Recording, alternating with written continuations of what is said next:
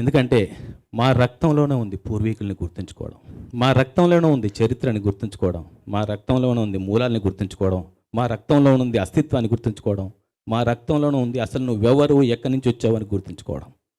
అందుకే గుర్తుంచుకున్నాం కాబట్టే రజాకార్ బయటకు వచ్చాను.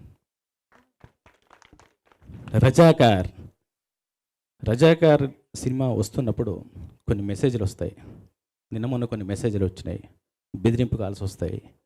తర్వాత కింద వీడియోస్లో అనుగారు అన్నట్టు వీడియోస్లో కింద కామెంట్స్ వస్తాయి.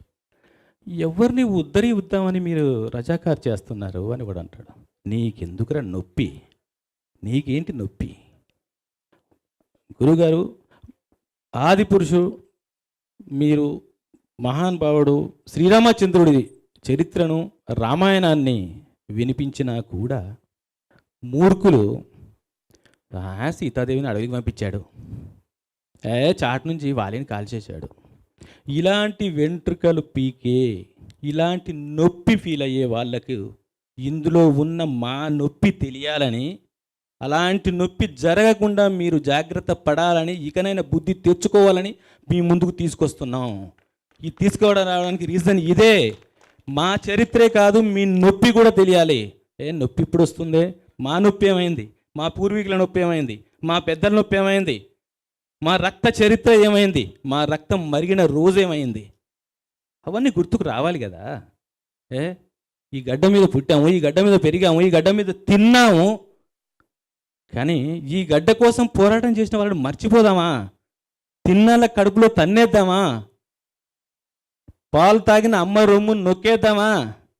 ఏం చెప్తున్నారా ఈడియట్స్? తీస్తాం, ఇలాంటి సినిమాలు బాజాప్తా తీస్తాం. ఎందుకు తీయకూడదు? నా చరిత్రను నేను చెప్పుకోలేకపోతే, నాకు స్వాతంత్రం వచ్చింది సెప్టెంబర్ 17 అని డమ్కి వాయించుకుంటూ చెప్పాల్సిన కర్మ ఈరోజు ఎందుకు వచ్చింది? ఎందుకు చరిత్ర అణిగిపోయింది? ఎందుకు చరిత్ర తొక్కబడింది? మీరు తొక్కేశారు కాబట్టే తొక్కిన చోటే ఉద్యమం పిలుస్తుంది, ముందుకొస్తుంది. తొక్కిన చోటే పోరాటం మొదలవుతుంది. తుఫాన్ రాగానే గడ్డిపోచ నిలబడుతుంది. మేము గడ్డిపోచలం గడ్డపారలతో పూడ్చి మరీ పోరాటం చేశాం. ఆ పోరాటాన్ని చూపించడమే రజాకార్. మా గురువుగారు చెప్పినట్టు హైదరాబాద్కు మాత్రమే శాశ్వతం కాదు, భారతదేశానికి మాత్రమే శాశ్వతం కాదు, ప్రపంచ దేశాల్లో అణచివేతకు గురైన, అవమానానికి గురైన ఏ పేదవాడైనా, హిందువైనా ముస్లిం అయినా, పేదవాడే. అణచివేతకు గురయ్యేవాడు ఏదో ఒక రోజు ఆలోచనకు రాకమానడు, ఆవేశం రాకమానదు, పోరాటం చేయకమానడు. అదే జరిగింది, అదే చెప్తూ ఉన్నాం. ఇక్కడ ఒకటే చెప్తున్నాను, మీకు ఒక మతం గురించి మాట్లాడితే మతంలో ఉన్న ధనికుడే గొప్పగా ఎందుకు కనిపిస్తున్నాడు? ఒక పేదాడు ఎందుకు కనిపించట్లేడు? ఆ రోజు పల్లెటూరులో ఉన్న అమీనమ్మ కూడా రేప్ చేయబడింది. అప్పుడేం పీకారు? వాళ్ళు మీ మతం కాదా? అంటే మీరు కూడా మతంలో ఉంటే పేదోళ్ళని పట్టించుకోరా? బలిసిన వాళ్ళనే పట్టించుకుంటారా? బలిసిన వాళ్ళకి భజన చేస్తారా? బ్రదర్స్, చరిత్ర తెలుసుకోండి. నా సోదరులకి, నా రక్తం పంచుకు పుట్టిన నా మీడియా మిత్రులకి చెప్పేది ఏంటంటే, దీన్ని మీరు భుజస్కంధాల మీద తీసుకుపోవాల్సిన అవసరం ఉంది. నేను ఇప్పుడే చెప్తున్నా, సురేష్ అన్న, సుధాకర్ అన్న, వంశీభయ్య, మీరందరికీ లైట్లో నాకు కొందరు అందరికీ అనిపిస్తలేరు. నా సినిమాకి రేటింగ్ ఇవ్వద్దు, చరిత్రని రేటింగ్తో కొల్చకండి. ఇది చరిత్ర. నా సినిమాకి దయచేసి మీకు పాదాభివందనం చేస్తున్నాను, నాకు రేటింగ్ ఇవ్వద్దు. నా నెక్స్ట్ సినిమాకు 0 రేటింగ్ ఇవ్వండి, నేను ఒప్పుకుంటా. ఇది చరిత్ర. నేను తక్కువ రేటింగ్ వస్తుందని భయపడట్లే, బట్ రేటింగ్తో ఒక చెరలో పెట్టొద్దని అంటున్నాను. చరిత్రను భుజాల్లో పెట్టుకోండి. అనసూయ గారు చెప్పినట్టు మేము ప్రాణాలకు తెగించాం, ఆయన ఆస్తులు వదులుకున్నారు.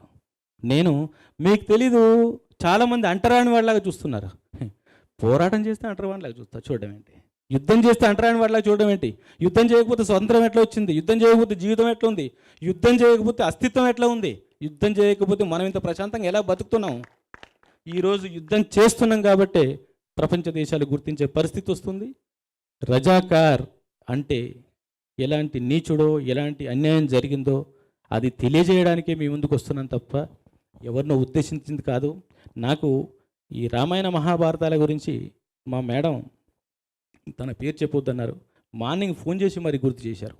ఇలా చెప్పండి, మీరు రామాయణం చూసినప్పుడు మంచిని గుర్తించండి. మీరు ఎక్కడో ఫీల్ అయ్యి దాన్ని మీరు చెడుగా తీసుకున్నారు, అది చెడు కాదు, మీరు చెడుగా ఫీల్ అయ్యి రామాయణమే విషవృక్షం అని ఇంకోటని మీ మూర్ఖత్వాన్ని మా మీద రుద్దకండి. ఇది మా పురాణం, మహాభారతం, రామాయణం, భాగవతం ఇవన్నీ. అట్లానే మా చరిత్ర కూడా, మా భగవద్గీత కూడా, మా తెలంగాణ సాయుధ పోరాటం కానీ, తర్వాత ఆర్య సమాజ్ పోరాటం కానీ, గ్రంథాలయ పోరాటం కానీ, ఆంధ్ర మహాసభ కానీ, తర్వాత కవులు కళాకారుల పోరాటం కానీ, వీళ్ళందరూ కూడా ఎవరి కోసం పనిచేశారు? ఇక్కడ ఈరోజు మనం ప్రశాంతంగా ఉంటున్నామంటే దానికి రీజన్ వాళ్ళ పోరాటం. అలాంటి పోరాట యోధులు, ముఖ్యంగా అనసూయ గారు చెప్పారు, ఆవిడ కళ్ళల్లో నీళ్ళు తిరిగినాయి. ఇంద్రజ గారి క్యారెక్టరు, ప్రేమ గారి క్యారెక్టరు, ఆవిడ ఏంటంటే ఆవిడ నా మీద కోపంగా ఉండేది, నన్ను అక్క పిలవచ్చు కదా అని.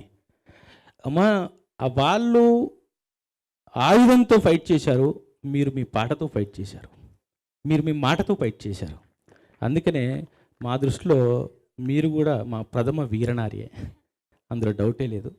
సో ఇలాంటి అవకాశం ఇచ్చిన గూడూరు నారాయణ రెడ్డి గారికి, నా కోసం పనిచేసిన, మన సినిమా కోసం పనిచేసిన టెక్నీషియన్స్కి, ఆర్టిస్టులకి, నేను ఎప్పుడు ఇంటికి వెళ్ళినా మన్నించిన నా ఫ్యామిలీకి మంచిగా పట్టించుకొని, తర్వాత అందరు టెక్నీషియన్స్ అందరు పేరున నేను అక్కడ చెప్తా ప్రీ రిలీజ్ ఈవెంట్లో. ఈరోజు పేరు చెప్పట్లేదని ఎవ్వరు ఫీల్ అవ్వద్దు దయచేసి, అందరి పేర్లు అక్కడ చెప్తాను.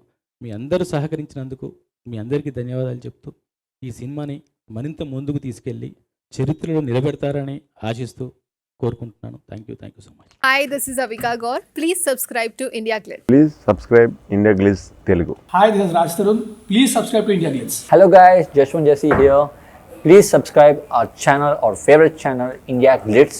Like, share, subscribe and press the bell icon.